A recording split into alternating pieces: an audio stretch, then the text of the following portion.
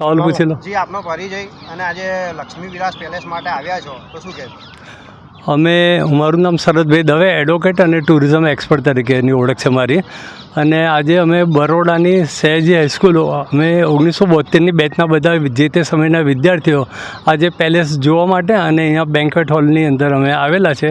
અમારો મુખ્ય પર્પસ જે છે, હેતુ, એ બધા હળી મળીને અમે બધી પ્રવૃત્તિ કરી શકીએ અને કલ્ચર પ્રોગ્રામથી આગળ વધી શકીએ, એ અમારો મુખ્ય હેતુ છે.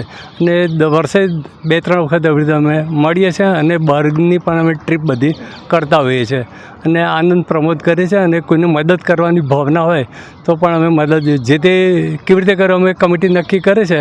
અને કોરોના વખતે પણ અમે બધાને મદદ કરી હતી.